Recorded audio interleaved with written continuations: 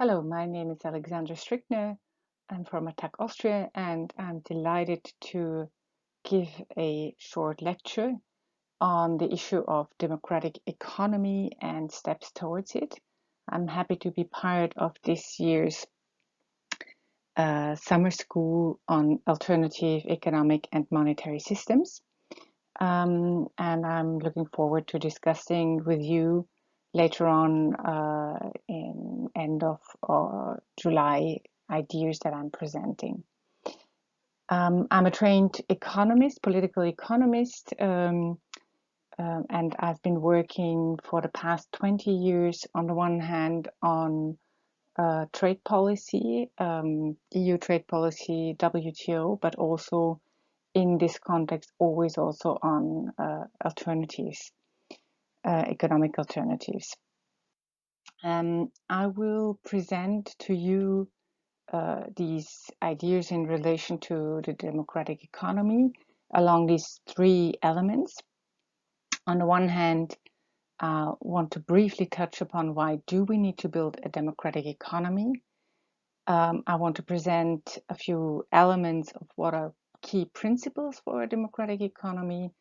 And then I want to also present a few concrete examples of where we can already see of how people in different places of the world are already engaging to build a democratic economy. The ideas and elements that I'm presenting are coming from different sources. As I said, I'm part of 20 years of the global justice movement, where in different spaces, different groups, different actors, we all have been developing and discussing ideas and approaches of how to build a different economic system. And I'm just putting out here a few books and websites, and you will find some of the links to the websites also at the end of this presentation, where you can do some further reading. Marjorie Kelly and Ted Howard have 2 years ago published the book The Making of a Democratic Economy, in which they outline some of the key concepts, but also discuss already where you can see that this is happening, and it's also a lot of experimenting. They are both part of the Democracy Collaborative in the US. The next one is also an important space, which is about bringing back a lot of the economic activity that is key to all of us, such as water, health, public transport into the public sphere. There has been a very interesting event last year in Amsterdam on this issue about democratic ownership in the economy, at which I also participated, and where a lot of interesting examples have been presented. And very much linked to it is also the so-called Foundational Economy Collective, which is a collective of economists that has been working on particularly the foundational part of the economy, so everything that we need on a daily basis. And they have put also together thoughts and ideas and also economic thinking in which direction we must go. And then, of course, some of you might have already heard the economy for the common good. So this is just a few elements or a few places and spaces and books that are very interesting to read and to go deeper in terms of the thinking of what we need to make our economies democratic, or to bring democracy at the heart of the economy. Okay, so why do we need to build a democratic economy? Theodore Roosevelt already said once that there can be no real political democracy unless there is something approaching an economic democracy. I think we can see this in today's world, where we are having an economy that is more and more an economy that is one that is off by and for the 1%. I think I'm not telling anything new when we look at who owns how much in the world. We know the Oxfam data that comes out every January, and that shows that there is less and less people owning enormous amounts of wealth, while the big majority of people living on this earth has less and less. We also can see how the economy you have is very extractive. So it's destroying our earth, the livelihoods that we have. It's not allowing for having people those things that they need so that they can make needs end.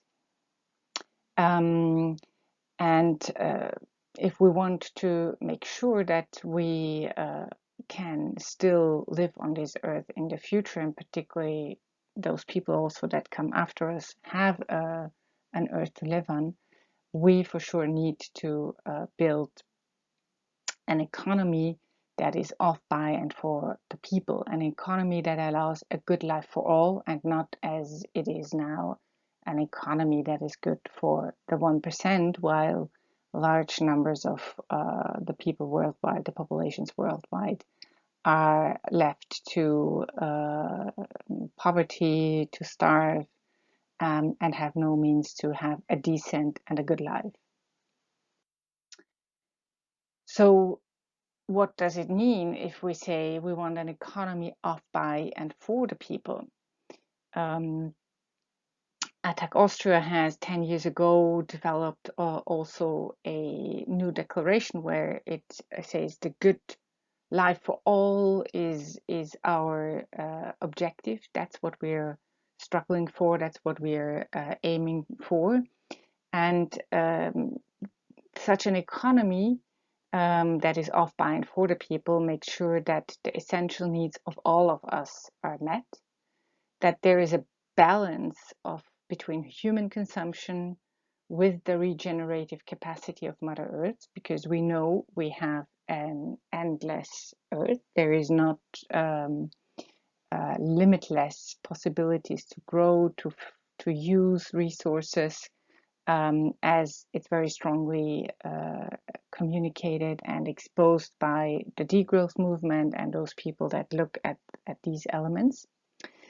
It's an economy that should also respond to the voices and concerns of regular people and not the rich ones. And it shares prosperity without regard to race, gender, national origin, or wealth.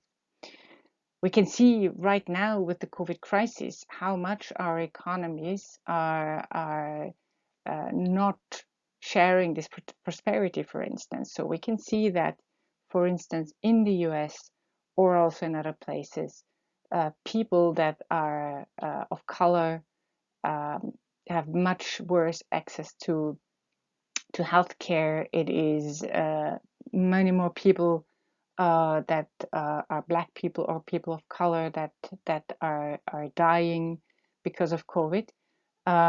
Or we can also see in terms of the COVID crisis that women are the ones that are doing a lot of the care work that has been shouldered, a lot of them, while at the same time women are often working in parts of the economy like childcare, like healthcare, or also in essential areas like food provision, where they are not well paid, where their wages are much lower as compared to other areas of the economy that are not so essential for a good life for all of us. So in that sense, an economy, a democratic economy, would touch upon these elements and make sure that this is different. So an economy that is of, by, and for the people puts the common good at its core, and is designing ordinary activity, economic activity, to serve the broad well-being and not the extraction of maximum profits. Because right now we have an economy that aims at extracting the maximum of profits. So The challenge that we have ahead of us is to redesign, to deeply redesign basic institutions and activities. So companies, investment, economic development, banking, resource use, purchasing, around those values that we care about: community, sustainability, interrelatedness, interdependence, among others. And it's also about replacing the framework of free for all competition by structures for cooperation. And as I said already at the beginning, it is building a democratic economy is about moving democracy inside the economy, in its DNA. So it's not to have, on the one hand, this extractive economy that is focused on extracting profits and making sure that some few are getting richer and richer, and then to have social safety nets or regulations that can mitigate the negative effects of that. It's basically turning things upside down and making the economy work in a completely different way with following these objectives that I have presented. Marjorie Kelly, in her book, The Making of a Democratic Economy, outlines 7 principles along which rebuilding the economy and changing the economy in the direction of a democratic economy are relevant. It's the principle of community, so the common good comes first, that's at the core. It's a principle of inclusion, so it's creating opportunity for all those that have been long excluded. It's the principle of place, so building an economy that puts community wealth that stays local, because we all live in a place, regardless where we are. So it's trying to keep the wealth as much in the place where we live. It's a principle of good work. That means labor must come before capital. It's the principle of democratized ownership. So it's creating enterprise design for a new era. It's the principle of sustainability. So an economy that is organized in a way that it protects the ecosystem and the foundation of life. And it's the principle of ethical finance, so that investing and lending is going into economic activity that is for people and place. So, having talked a little bit about these elements, I want to now show you a few examples that start on different elements of these principles, or that have different elements of these principles in focus, and that are in different countries, because there is, different experiences coming from different countries. And I think it's the interesting thing also to learn from these different experiences and to also then see how they can put in your own place. I want to start with the workers' cooperative Jato Neven in Recoleta, Chile. Chile is one of the countries that has the longest period where people are experiencing the devastating impact of privatization of public services. Recoleta is a part of the metropolitan region of Santiago, the capital of Chile. And as I said, in Chile for almost 4 or 5 decades, people have been facing privatized public services. In Recoleta, for instance, also the cleaning services of the city, so cleaning up the city, taking away the garbage, and also keeping the city clean, that has been in the hands of a private company, Servitrans. And as in many or almost all cases of privatized public services that we know worldwide, this didn't work. It meant that workers had very low pay. It meant that the services for the citizens were very costly, and it was bad quality.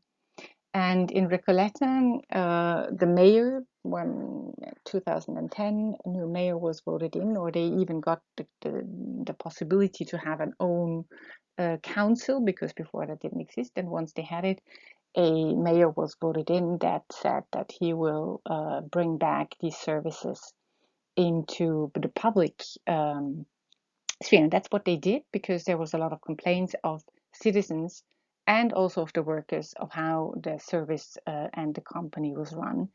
And what they did is that they basically took the decision that they want to bring it back into the public sphere. In that case, the decision was to form with those workers that used to be part of Servitrans, the private company, a workers cooperative.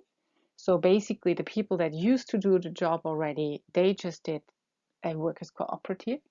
And the Recoleta, the local community of Recoleta, gave the services contract to this workers cooperative, which they are managing together. It's a democratic form of managing their own cooperative. The consequence was that the wages doubled for the people, because there was no more need to have a profit that needed to go to the owners of the company. So instead of paying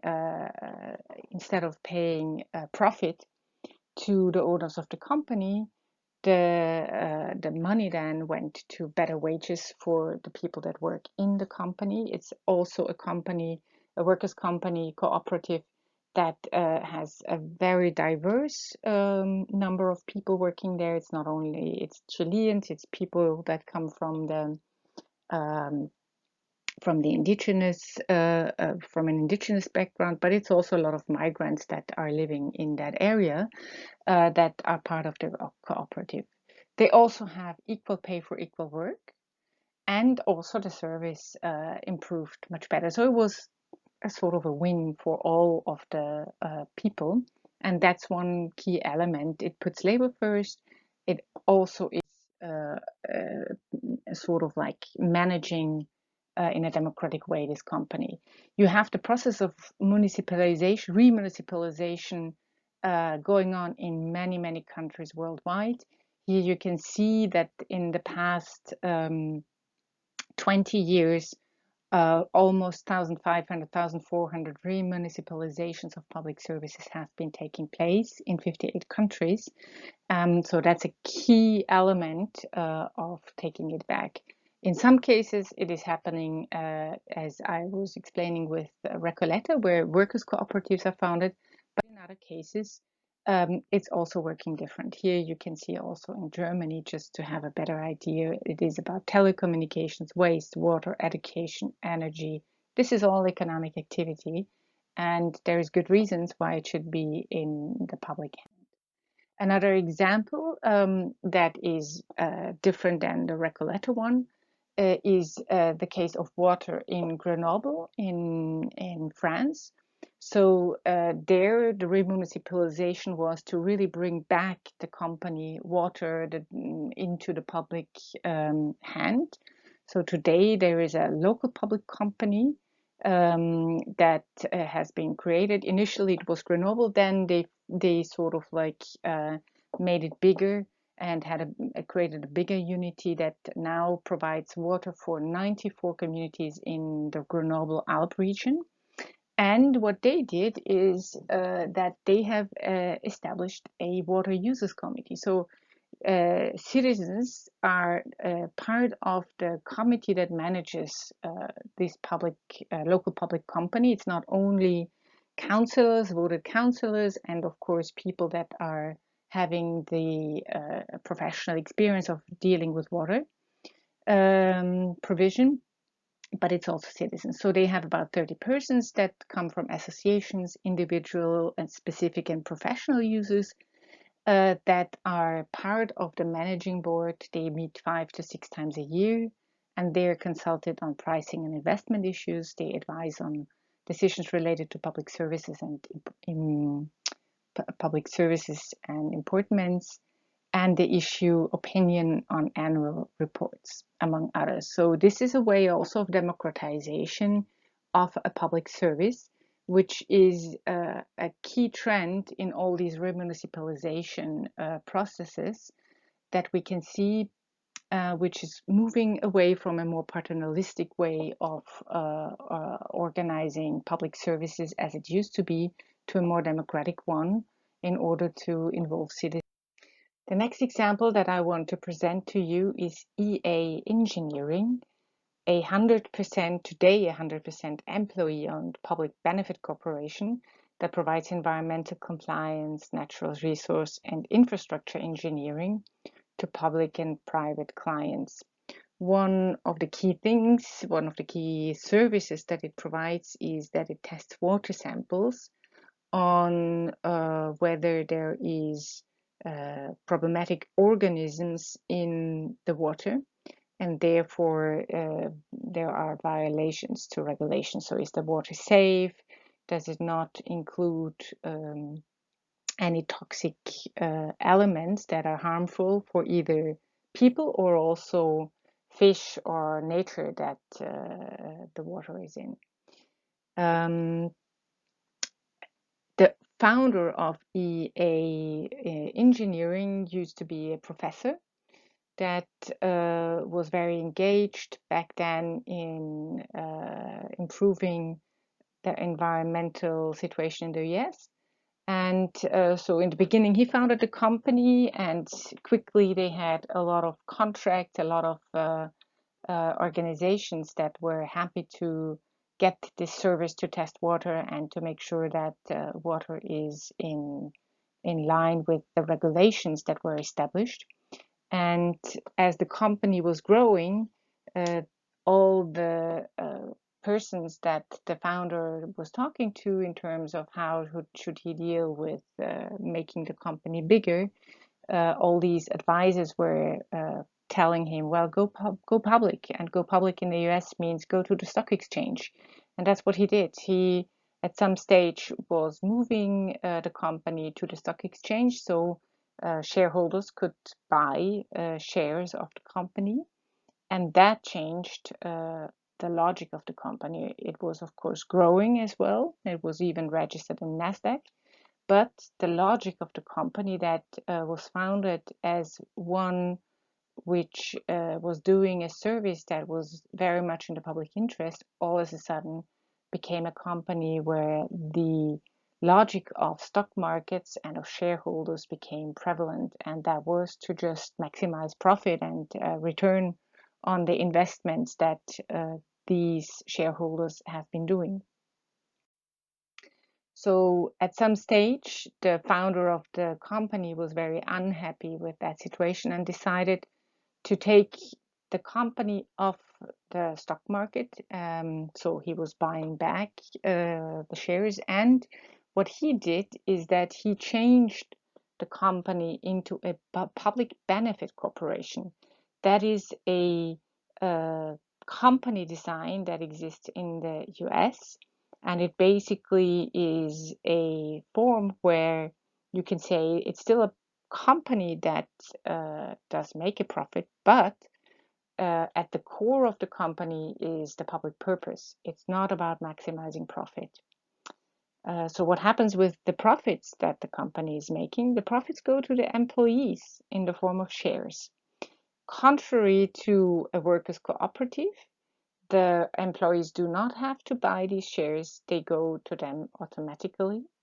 And once the employees are retiring, they get the money because then they move it on to other employees. So basically, the company is owned by the employees, and they know that they have then a good contribution to their pension. That's, of course, based on the system that is very prevalent in the United States. But it changes the logic because all of a sudden it's not anymore that there should be a higher return on the investment as with shareholders, but rather the employees are looking for the company going well so that they have good jobs, and of course then that they make a profit, but that this profit will in the end be part of their pension. The employees as such are also involved in major decisions and in improving the work and the workplace, but they are not as compared to a workers' cooperative where the workers are really running and deciding on the company. They are not sort of like in the lead there. So they're involved, but they're not managing the company.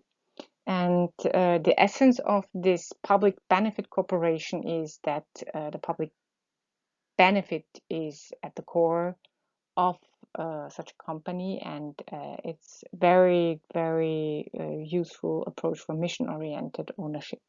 There is even a whole national center for employee ownership that exists in the US, which is advising and supporting those people and those companies who want to move in that direction.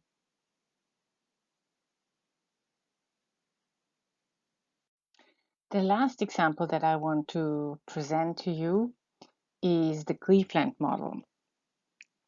In Cleveland, Cleveland was a city that was once very wealthy because it was in the Rust Belt, so there was a lot of well-paid manufacturing jobs. But at some stage, these jobs left, partly, for instance, due to the North American free trade area, which made a lot of these jobs move to the Mexican-American border. And it was in that moment that Cleveland and different neighborhoods were rapidly deteriorating, unemployment grew, and at that moment, people in the university circle there started to think about what they could do, because they realized that living conditions and the city was not anymore the place that it used to be. And they started to think along an approach where they looked into what their possibilities were. So they realized that they had a lot of money that they were moving in terms of goods and services that they needed to have the university run. And they realized that they have a possibility to create a better place for the people in the neighborhood by looking into how you make this money useful to support worker cooperatives, services, institutions that are helping to make the place a better place. And they created the Greater University Circle initiative, and started to see what could they buy locally, how could they hire locally, how could they improve the local livelihoods, and how could they connect better to the institutions and the people and the companies that are in this place.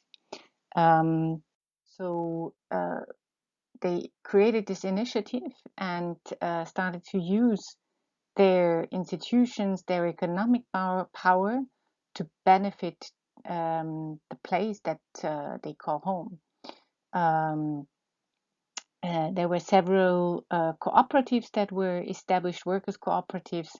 There is 3 evergreen cooperatives that came out of that. One that was offering laundry services, one that started to grow food in the city, among others. And they started to buy these services and products from these evergreen companies. So it was also a way, as in the case of Recoleta, by working and supporting worker cooperatives that were founded to help improve the income of people in these neighborhoods in which the university was located, and therefore to also make a better life for these people, and also to make sure that people with less possibilities would be able to get a better job. One can also say it has been a key or is a new form of community organizing strategy, where you really start to look at the big institutions and players that can help to build, on the one hand, an economy where wealth stays more locally, so where it's about community wealth building, but on the other hand, where you also use your economic power by buying services and goods from companies that are also organized in a democratic way. of course, also local authorities in all over the world do have an enormous economic power in that sense, besides institutions like universities or the health sector, because they also usually commission services and goods. So there's a lot of potential in using this economic power to make sure that this economic power and the money that is involved stays and helps to build community wealth on the one hand, but that also is linked to give contracts to those companies, or to buy services and goods from those companies that also are organized around a public purpose, or that are coming from worker cooperatives. So institutions and companies that are then also democratically organized. So it's something that is weaving into each other. Also in Europe, you have a lot of these type of initiatives happening right now, where people at the local level see how they can better connect with the region. In particular, in the food sector, this is happening, but also now with the COVID crisis, and where we could see how unstable uh, the economy is that we have created, where all of a sudden very essential goods such as healthcare equipment to protect our health workers is produced in very few places somewhere else in the world. And if then there is a problem like in COVID, where you cannot get access anymore to that, this is one element that proves that it makes sense to move also to an economy where you become again more localized, of course, without being cut off from the rest of the world, but in a way where you make sure that what is needed for a good life for all is. I'm ending with this list of links to websites where you can find further reading to some of these experiences and many more experiences that are existing in the building and the making of a democratic economy. I hope you find this interesting. Nevertheless, I also want to say, apart from this bottom-up strategy of rebuilding our economies, what is still also needed is to still struggle and fight for changing the rules that are guiding the way economic activity is done, such as changing the trade rules, fighting those bad rules, and establishing the good rules that we need so that we can move to this democratic economy. I hope you enjoyed these insights.